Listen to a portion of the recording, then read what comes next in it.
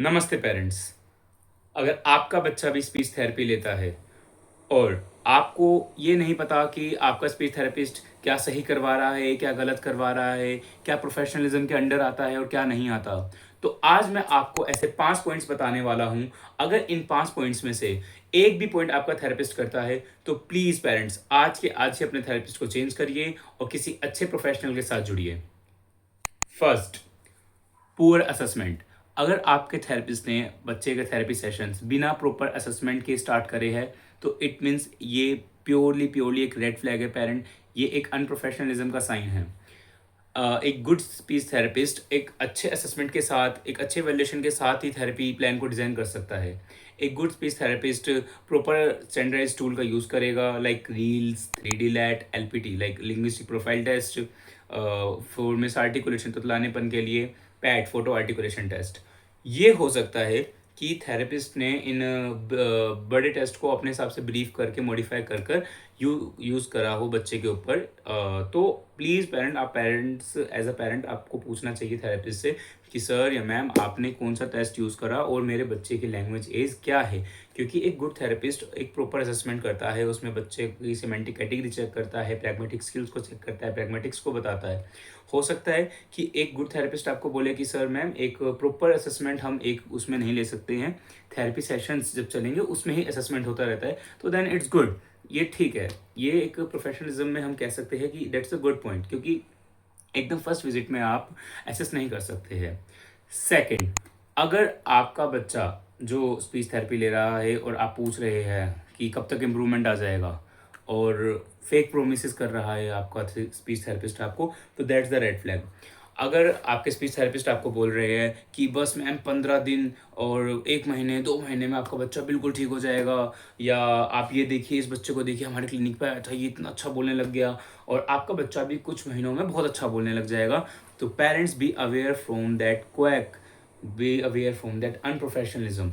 एक अच्छा थेरेपिस्ट कभी नहीं बता सकता आपके बच्चे में इंप्रूवमेंट कब तक आ जाएगा। Yes parent, that's the truth.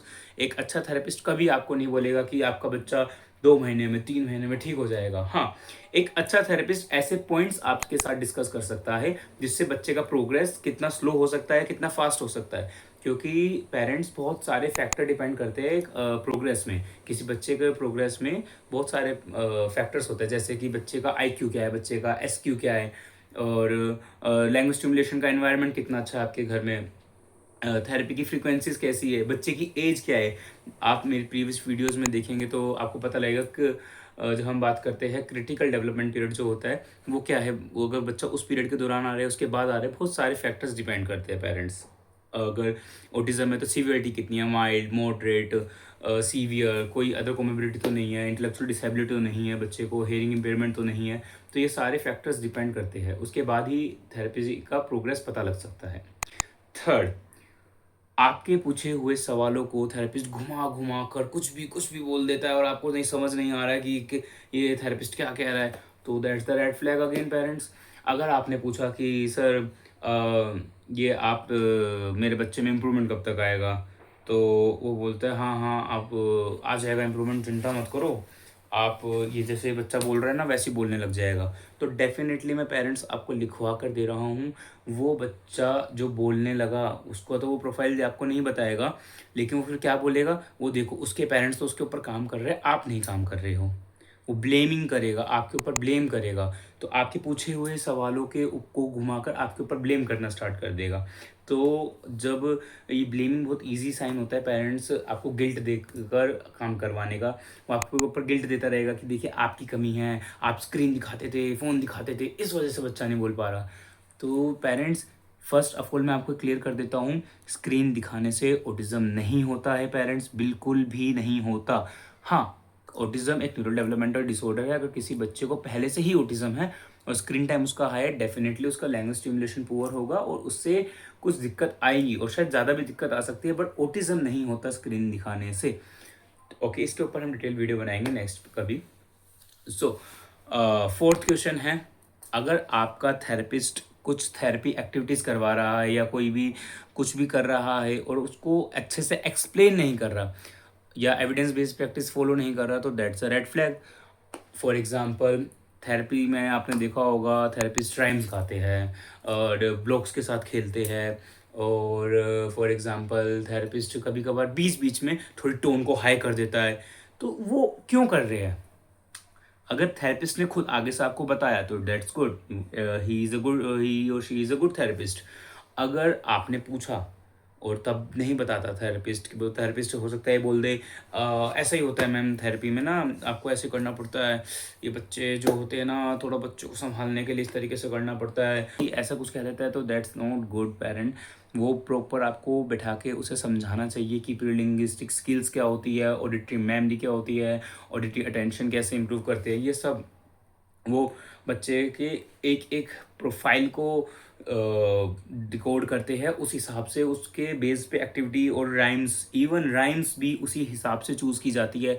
ऐसा नहीं है कि रैंडम राइम कोई भी गाने लग जाओगे आप, बच्चे के पूरी प्रोफाइल को देखा जाता है, पूरी राइम देखा जाता है, उस हिसाब से राइम्स भी हम उस हिसाब से चूज़ करते हैं कि बच्चे को कौन सी राइम्स पसंद है, और अभी बच्चे का कौन सा स्टेज है, हम कौन सी राइम्स ले और क्या सिखाए। मान लो फॉर एग्जांपल इमिटेशन पे हम काम कर रहे हैं पेरेंट्स, तो इमिटेशन के लिए हम क्या यूज़ कर सकते हैं, if you happy and you know clap your hand.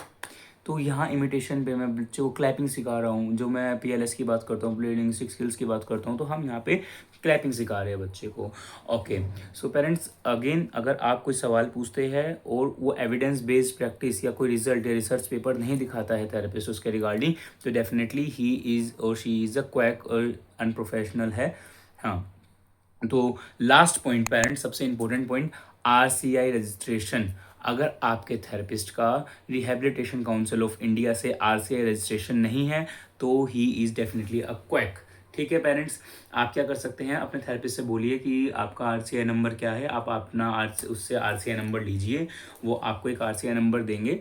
उस नंबर को आप आरसीआई चेक करके ऐसे गूगल पे लिखेंगे, तो आरसीआई नंबर चेक लिखेंगे तो उस आपको वेबसाइट मिल जाएगी, उसमें उनका आरसीआई नंबर डालेंगे तो आपको थेरेपिस्ट का नाम, उसका एड्रेस और उसने कौन सी क्वालिफिकेशन करी है, बीएसएलपी करा है, डीएचएलएस करा है, एमएसएलपी करा है, तो आपको सब लिखा आ जाएगा।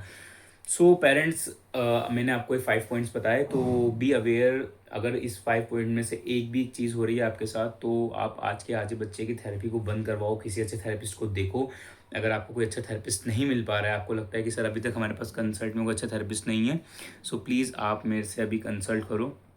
हमने अपना नंबर और एक जीमेल आईडी जीमेल दे रखा है, तो आप उस पर हमें कांटेक्ट कर सकते हो, और आपको कोई भी रिगार्डिंग डाउट है तो आप हमें कोई क्वेश्चनिंग कर सकते हो। ओके पेरेंट्स, सो अगेन मैं आपको लास्ट में एक बात बताना चाहूँगा पेरेंट, कि हो सकता है कि सारे थेरेपिस्ट के तरीके अलग हो, हर एक क्लिनिक का तरीका अलग हो अपने बच्चे को इम्प्रूवमेंट लाने के लिए थेरेपी लेने का, बट आपको ब्रॉडली क्या चीज़ें याद रखनी है कि आपको हमेशा क्वेश्चनिंग करनी है, और हर क्वेश्चन का एक रेलिवेंट आंसर चाहिए आपको विद एविडेंस। ठीक है पेरेंट्स, ऐसा नहीं है आप किसी अपने बच्चे को रैंडम हाथों में दे देंगे और एविडेंस नहीं मांग रहे हैं। दूसरा, अगर आपका थेरेपिस्ट आपको कुछ भी बोल देता है तो प्लीज़ उसे रीचेक करिए।